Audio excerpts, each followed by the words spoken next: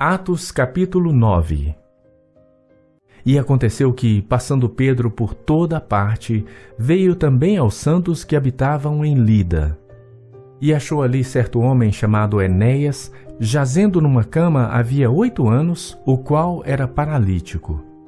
E disse-lhe Pedro: Enéas, Jesus Cristo te dá saúde. Levanta-te e faze a tua cama. E logo se levantou. E viram-no todos os que habitavam em Lida e Sarona, os quais se converteram ao Senhor. E havia em Jope uma discípula chamada Tabita, que traduzido se diz Dorcas.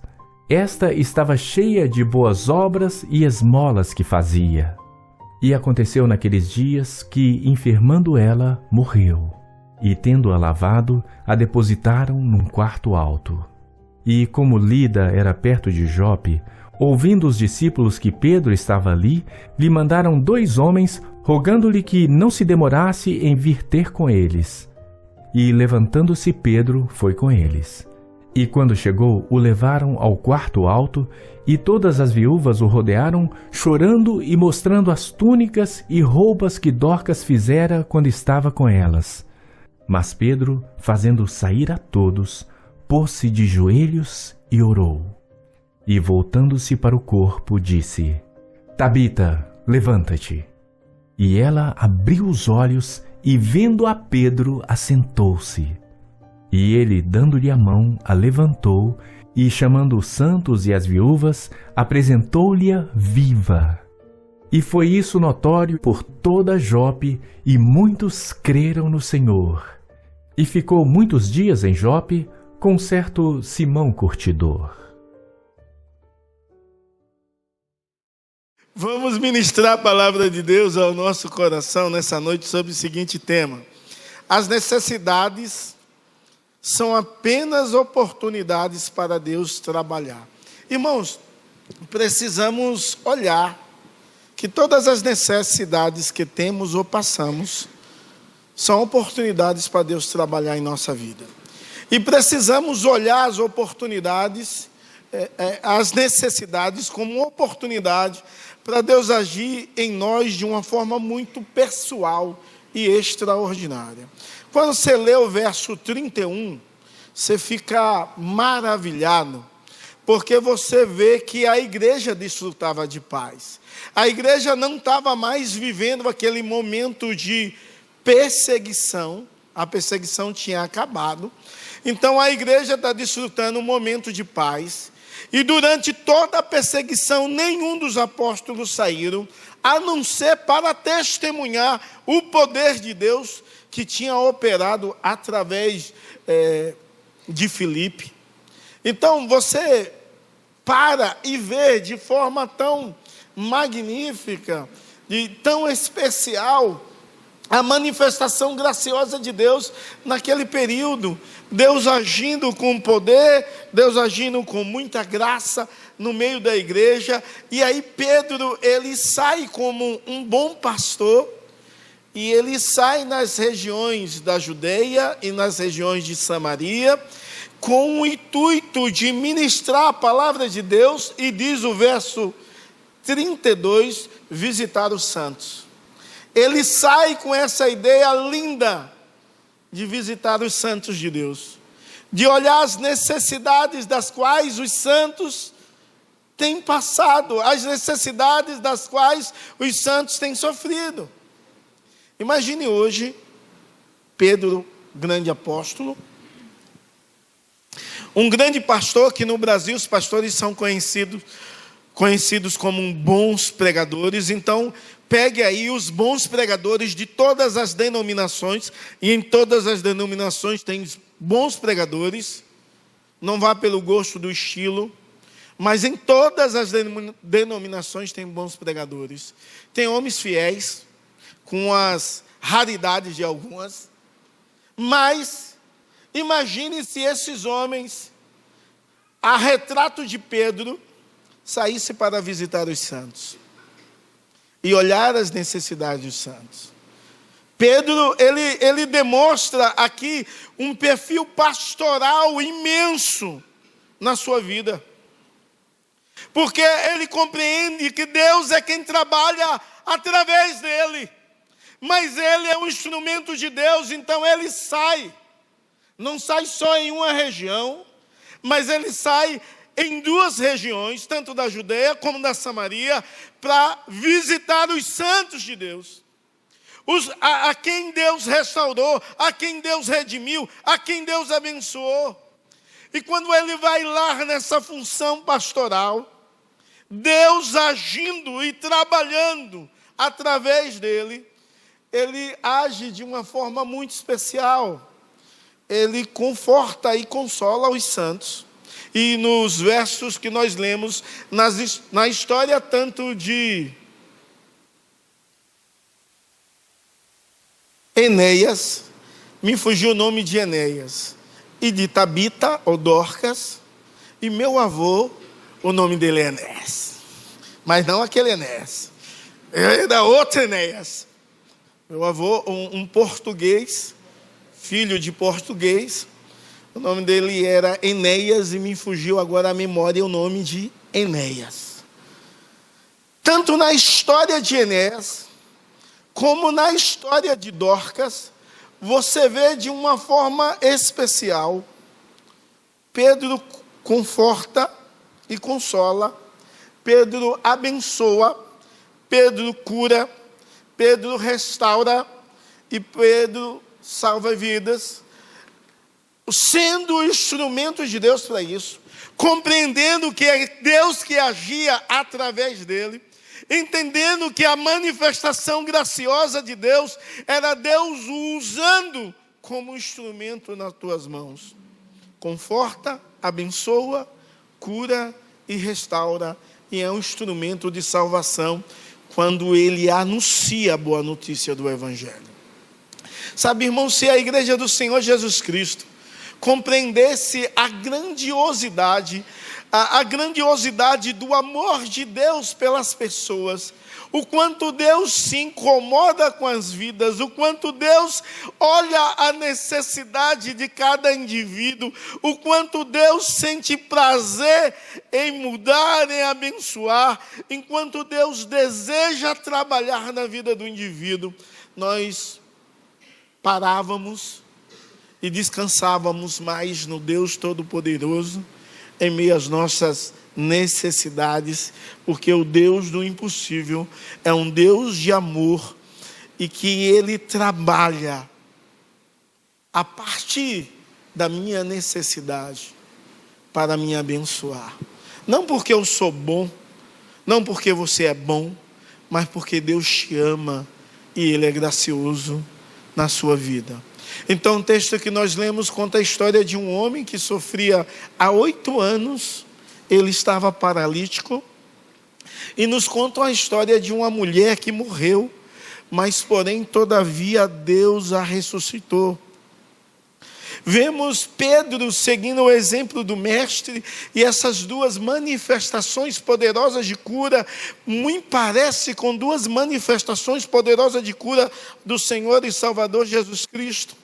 Podemos ver que a autoridade sobre todas as coisas, inclusive as enfermidades, estão no poder do Senhor Jesus Cristo, mas podemos compreender que nosso sofrimento, ou o seu sofrimento, a sua dor, a sua angústia, a sua tristeza, submete-se à autoridade do Deus Todo-Poderoso que está nesse lugar e tem poder para mudar a sua história, para restaurar a sua vida, para curar você, para cuidar de você, para transformar, para abrir portas, para restaurar, para abençoar, para confortar, para consolar e para salvar vidas nessa noite, segundo a sua santa bondade, seu amor e sua maravilhosa graça. O texto é dividido em 2 blocos fáceis de entender. Uma a história de Enéas e outra a história de Dorcas. O verso 32 ao 35, a história de Enéas. Então vamos ver o Senhor trabalhando na vida de Enéas. Como Deus trabalha na vida de Enéas. O Senhor trabalhando na vida de um indivíduo, que não podia sair de casa, alguém que estava privado de viver em uma cama, um homem que ficou paralítico e estava sofrendo muito por causa disso. Era um homem que ficou, não era paralítico, era alguém que ficou paralítico. Você já conheceu alguém que ficou paralítico? Talvez você já conheceu alguém que ficou paralítico por causa de um acidente. Sofreu um acidente, fraturou a medula e ficou paralítico. Minha irmã ficou alguns meses paralítica por causa de uma doença. A doença atingiu, é uma doença degenerativa, atingiu tanto os seus neurônios e a comunicação neural na parte cervical e tirou toda a sensibilidade dela. E ela parou de andar. Teve um período que ela parou de se mexer totalmente, só o pescoço. Mas voltou a andar, viu? Graças a Deus ela está andando. Só tem dificuldade de subir escadas, tem que ser alguém segurando na mão. Fora isso, ela está andando, vivendo normal, graças à bondade de Deus, o favor de Deus na vida dela. O amor de Deus, o Deus que trabalha. E o Deus que trabalha é um Deus que trabalhou na vida de Enéas, de um homem que ficou paralítico, de um homem que sofreu de uma paralisia. Porém, o Senhor o curou, segundo o verso 34, Pedro disse: Enéas, Jesus Cristo vai curar você. Levante-se, enrole a sua cama. E ele se levantou imediatamente.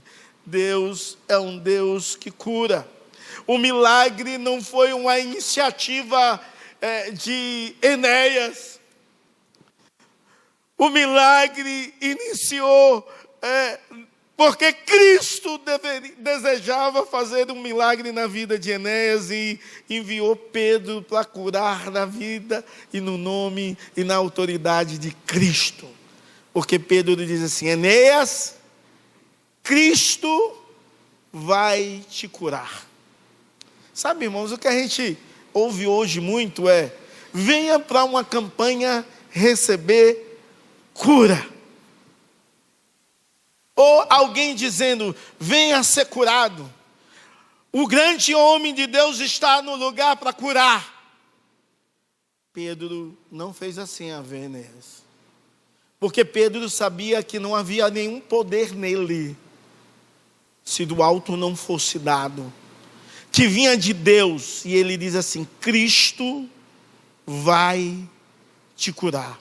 E aí ele depois usa uma frase que Cristo usou, registrada em Mateus e em Lucas também, quando em Marcos e em Lucas, Marcos 2 é mais conhecida essa história, quando 4 homens vai levar um paralítico até Jesus, e a multidão impede aqueles homens de entrar. Então eles sobem no telhado, faz uma abertura, desce o leito aonde Jesus estava.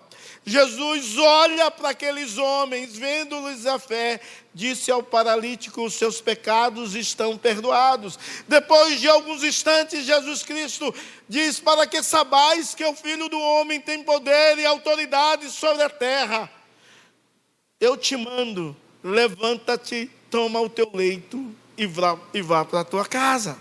Então Pedro entendia que ele não só era um instrumento do mestre, mas que ele deveria seguir os passos do mestre, compreendendo que o mestre Jesus é aquele que curou, dizendo: levanta-se, toma o teu leito. Sabe, irmãos, a igreja do Senhor Jesus Cristo perdeu o senso de ser instrumentos de Deus e de seguir os passos de Jesus. De seguir os passos de Jesus, imitando o Senhor e Salvador em todos os aspectos da sua vida. Em todos os momentos da sua vida. Talvez a igreja perdeu esse senso primeiro porque a igreja não acredita mais no poder de Deus. E há um poder miraculoso no nome de Jesus. O nome de Jesus é um nome poderoso que está acima de todos os nomes, onde todo joelho se dobra, toda língua vai confessar que Ele é o Senhor. Há um poder no nome de Jesus. E Pedro seguiu os passos do mestre e diz: levanta-te e toma o teu leito. E é algo magnífico acontece, porque a cura naquele momento não é uma cura progressiva, é uma cura instantânea. Aquele homem pega o leito e o arruma imediatamente. É claro que a ideia não é a cura, é a glória de Deus. Porque naquela cidade muitas pessoas se rendem ao senhorio de Jesus. Quando alguém entende que é instrumento de Deus, quando alguém entende que deve seguir os passos de Jesus, em tudo, crendo no poder de Deus. Você crê no poder de Deus? Você crê no milagre de Deus? Na restauração de Deus? Sobre você, sobre os seus? Você crê no agir miraculoso de Deus, a tal ponto de olhar para alguém e dizer: Cristo vai te restaurar, Cristo vai te curar, Cristo vai te salvar, Cristo vai te libertar. E imediatamente, na autoridade de Cristo, no poder do nome de Cristo, dizer: seja. Sabe, irmãos, a igreja do Senhor Jesus Cristo precisa acreditar nisso. Isso é fé. Isso é algo totalmente diferente do que entender racionalmente que o nosso Deus, na pessoa de Jesus Cristo, tem poder para curar. É compreender que Ele vai manifestar a cura. É claro que tem direção. É claro que tem de ir sobre os cuidados dele, mas acima de tudo você precisa ter fé. E você tem fé? Você tem uma fé assim, a dizer em uma palavra, em uma frase, não uma palavra, uma frase: levanta-se, arruma o teu leito. E ele se levantou e arrumou o teu leito. Será se você acredita desse jeito? Será se você entende que o seu Deus é o mesmo ontem, hoje, será para sempre? Será se você compreende que assim como Pedro foi instrumento de Deus, Deus deseja que você seja o instrumento dele? Será se você compreenda que assim como Pedro andou nos passos de Cristo, e o imitando em tudo, você precisa o imitá-lo? Será se você entende que o poder não está enquanto você faz, ou enquanto você ora, a quantidade de horas de oração que você passa? O poder está no nome do Senhor e Salvador Jesus Cristo. Isso é crença, é acreditar no poder de Deus. O poder que cura, que restaura, o poder que salva, o poder que transforma todas as coisas, o poder que cria o que não existe.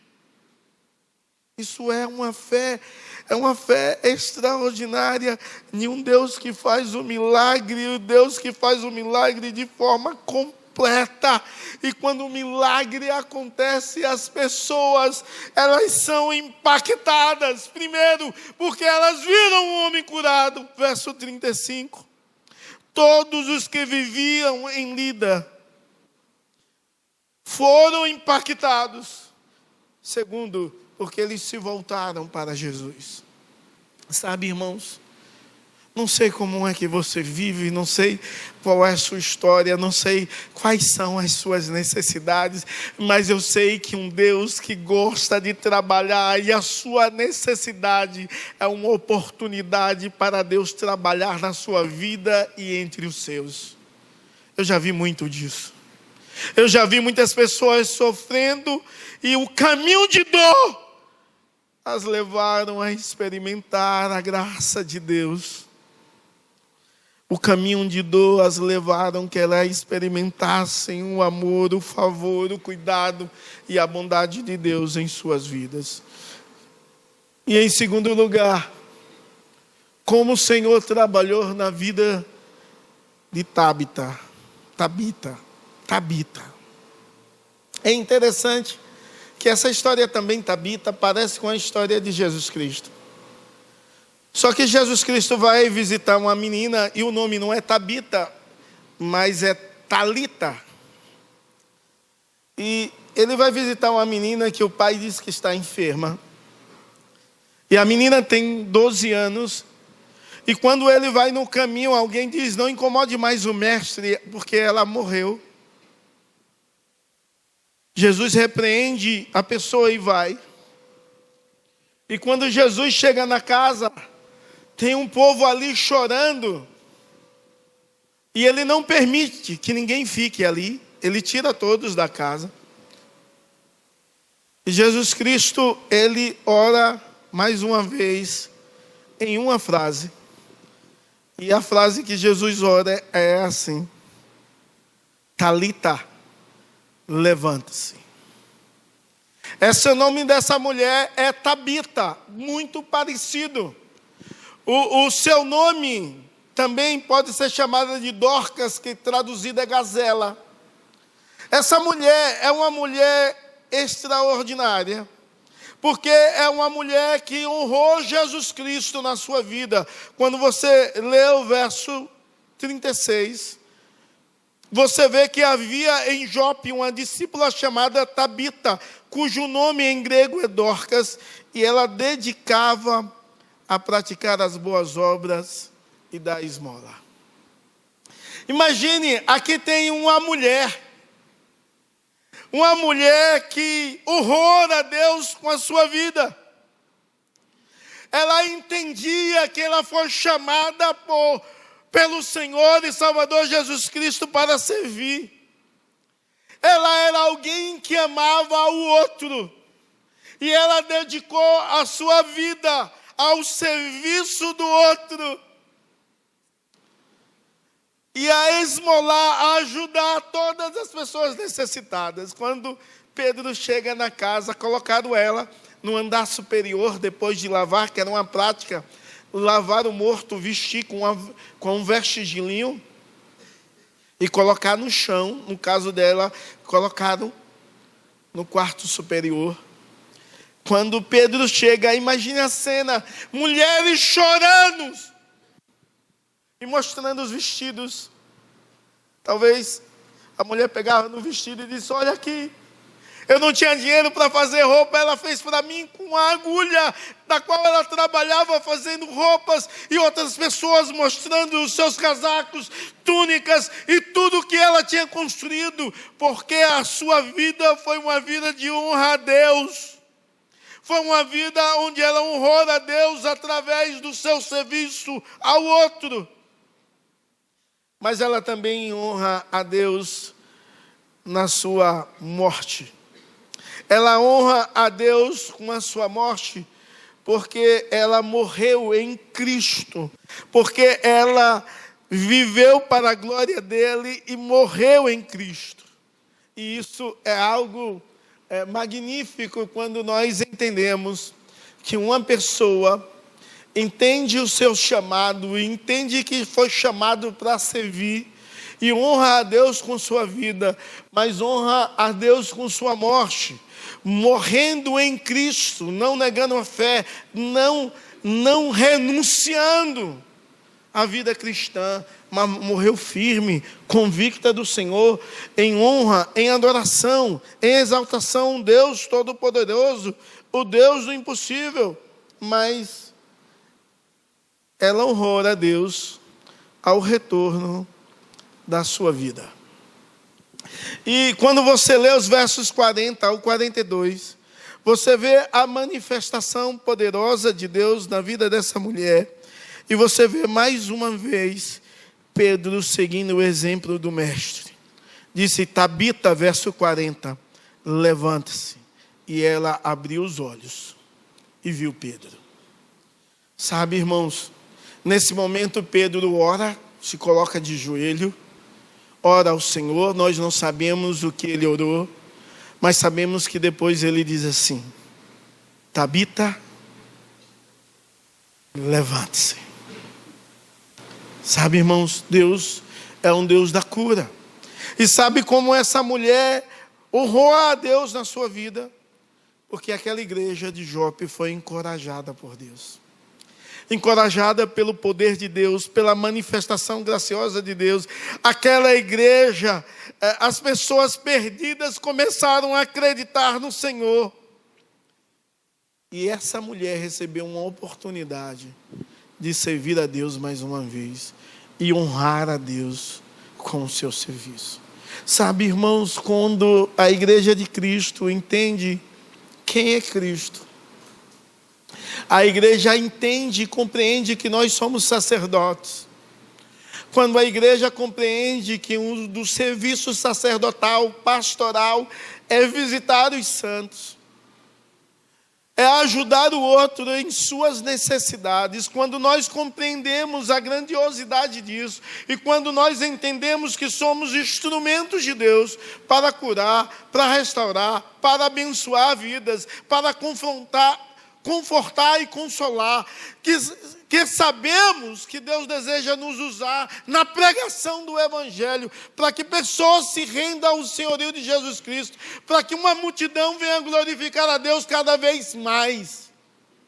Sabe, nós cremos no que Deus pode fazer. Bons pastores não se fazem pelo que eles falam, mas pelos que eles creem. E não crê só de falácia, mas crê de verdade. A igreja sacerdotal de Cristo, ela precisa exercer o ministério sacerdotal. Aqui, ali e acolá. E se a igreja exerce o papel sacerdotal e crê no poder do nome, certamente Deus será glorificado. Certamente vidas serão impactadas. Certamente pessoas serão consoladas. Pessoas serão restauradas, curadas, salvas, libertas, abençoadas e impactadas pelo poder de Deus. Mas você, como igreja, você crê no poder do nome de Jesus? Você crê a um tal ponto que se você hoje, ou amanhã, ou depois da manhã, for visitar alguém que está paralítico há 8 anos, há 10, há 15, há 20, você crê ao ponto de dizer: levante-se. Ao crer na cura imediata de Deus, a crer no Deus do impossível, a crer que em Cristo há poder nisso, e você crer no poder do nome dEle, e quando se pronuncia o nome dEle, é como a sua própria presença agindo e atuando ali. Você crê nisso? Você pode fazer uma oração assim? Você pode fazer uma oração desse tipo? Ou pior ainda, será se você pode fazer uma oração de alguém morrer, mandar se levantar, ressuscitar? Tem um texto muito mal entendido na Bíblia que diz assim: em meu nome farão maiores sinais do que o meu. E a ideia não é maiores em quantidade, mas é maiores proporcionalmente, porque terão vários representantes de Cristo em vários lugares que crê no poder de Cristo. Não é que vai fazer coisa mais miraculosa que Cristo, mas vai agir proporcionalmente diferente, porque Cristo estava como homem, limitado a um lugar, mas agora a sua igreja, o seu povo que foi chamado para ser abençoador, para ser consoladores, para acreditar na cura, na restauração, no poder transformador de Deus, para acreditar no Deus que opera à distância, que não há limites ao agir de Deus. Ora crendo e não duvida, e vai acontecer. Onde está a igreja de Deus que ora assim, que tem uma vida de oração e na oração de ação se limita-se a uma frase? A igreja que crê na manifestação graciosa de Deus, a igreja que entende que é bom viver comunhão, é importante visitar, é importante encorajar os santos, é importante conhecer as necessidades dos santos, mas é importante crer no poder que trabalha em meio à necessidade, porque a sua necessidade é uma oportunidade para o trabalhar de Deus. Você acredita nisso? Será se você pode orar hoje? Alguém que está lá, talvez, tão longe. Um familiar seu que está doente. Será se você pode orar crendo que Deus pode curar? Ou alguém que está com um casamento andando por corda bamba e precisa de restauração. Será se você pode orar crendo nisso? Será se você está enfermo, alguém que você conhece também está? Será se você pode orar crendo, dizendo assim, seja curado? Eu não sei se você entende para que Deus te chamou.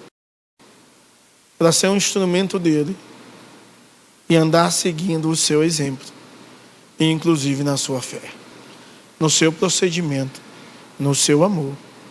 E você precisa ser um exemplo de Cristo, mas inclusive na fé.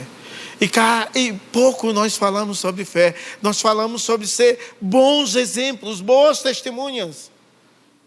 Mas testemunha poder, crença, autoridade do nome de Jesus. E você precisa testemunhar isso. Sabe, irmãos, a igreja é diferente, mas o Deus é o mesmo. E deseja agir como agiu no passado. E deseja usá-lo como instrumento dele. Você crê no poder do nome? Então exerça a autoridade do nome. Entenda quem cura o nome. Compreenda que os passos de Jesus devem ser seguidos por você. E você precisa seguir, fazendo o que ele fez, como um discípulo amado dele. Senhor Deus, quantas pessoas estão passando necessidades, ó Deus. E quando ouvimos, não compreendemos que é uma oportunidade para o Senhor trabalhar. E algumas vezes nem compaixão temos, ó Deus, pela vida do outro. Outras vezes, ó Deus, quando oramos uma oração rotineira sem fé. Desperta a tua igreja, Deus, a engrandecer o teu nome, a confiar no poder do teu nome e a andar como o Senhor andou. Ajuda-nos a vivermos para a glória e louvor do teu nome, bendizendo o Senhor, que é o Deus Todo-Poderoso. O Senhor que age de uma forma muito especial. O Senhor que continua a agir, e cremos no teu poder, cremos na autoridade, cremos na tua imutabilidade, cremos no teu agir e entendemos que quando o Senhor age, ninguém pode impedir.